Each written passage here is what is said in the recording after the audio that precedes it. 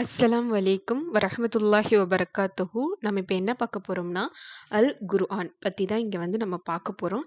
எப்படி நம்ம வந்து தஜ்வீத் முறைப்படி அழகிய முறையில ஓதலாம் அப்படிங்கிறதான். மொத்தம் எத்தனை எழுத்துக்கள் இருக்குன்னா, 28 எழுத்துக்கள் இருக்கா தஜ்வீத் படி. அது என்னென்ன அப்படிங்கிறத வந்து டே டு டே கிளாஸ்ல வந்து இன்ஷா அல்லாஹ் நம்ம வந்து பார்ப்போம். அதுக்கு முன்னாடி அவுது பில்லாஹி மினஷ் ஷைத்தானிர் ரஜீம். பிஸ்மில்லாஹிர் ரஹ்மானிர் ரஹீம். ரப்பி ஸித்னி இல்மா ரப்பி ஸித்னி இல்மா ரப்பி ஸித்னி இல்மா. யா அல்லாஹ் எங்களுக்கு கல்வி ஞானத்தை இன்னும் அதிகப்படுத்துவாயாக. அறிஞர்கள் சொல்றாங்க, 28 எழுத்துக்கள் இருக்கு தஜ்வீதின் முறைப்படி ஓதுனா. அதுல வந்து மெல்லினம், வல்லினம் அப்படின்ட்டு 2 இதா வந்து பிரிக்கிறாங்களாம். ஆனா இத நம்ம புரியறதின் காரணமாக 3 இதா பிரிக்கலாம். எப்படின்னா இடையினையும் சேர்த்துக்கலாம். வல்லினம், மெல்லினம், இடையினம். வல்லினம்னா கொஞ்சம் கொஞ்சம் இழுத்து ஓடுறது. மெல்லினம் அப்படின்னா மென்மையாக ஓடுறது.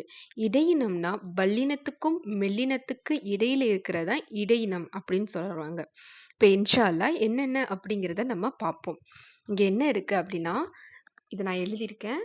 நானும் லேர்ன் பண்றேன். ஸோ நீங்களும் லேர்ன் பண்ணிக்கோங்க. இது என்னன்னா அலிஃப். அலிஃப் இது வந்து நம்ம நார்மலா எப்பயும் போல சொல்லலாம். இப்படி என்னோட சேர்ந்து நீங்களும் சொல்லுங்க. அலிஃப். இது என்னன்னா ப. ப அப்படின்னா 2 உதடுகள் ஒட்டி ப அப்படின்னு நம்ம வந்து சொல்லணும். சரிங்களா? இதுல வந்து லம்மா, கசரா, அப்புறம் ஃபத்தஹா அப்படின்னு 3 இது இருக்கு. லம்மானா இந்த பேஸ் இருக்கு பாத்தீங்களா, மேல வந்து சுக்குன் மாதிரி போட்டு சொல்லுவாங்க. அந்த பூ அப்படிங்கிறதுக்கு போடுவோம் பாத்தீங்களா, அதுதான் லம்மான்னு சொல்லுவாங்க. கசரா சாரி, அது கசரா.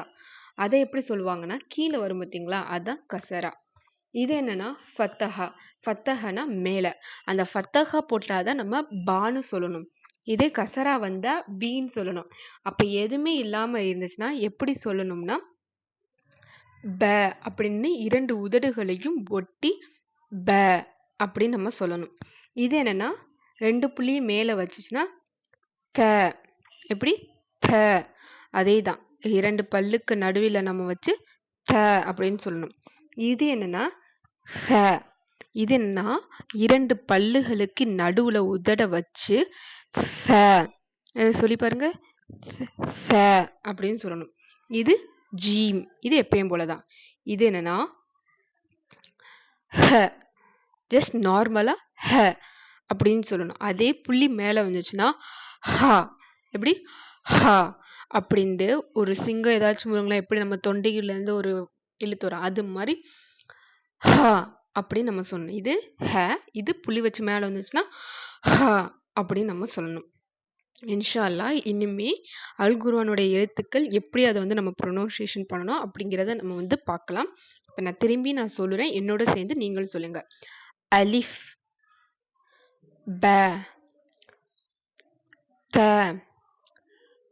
ச, ஜீம், ஹ, ஹ. அலிஃப், ப, த, ச, ஜீம், ஹ, ஹ.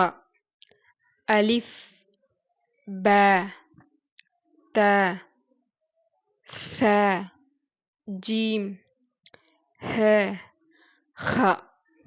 இன்ஷா அல்லாஹ் என்னோட சேர்ந்து நீங்களும் லேர்ன் பண்ணுங்க. அல்ஹம்துலில்லாஹ் அல்ஹம்துலில்லாஹ்.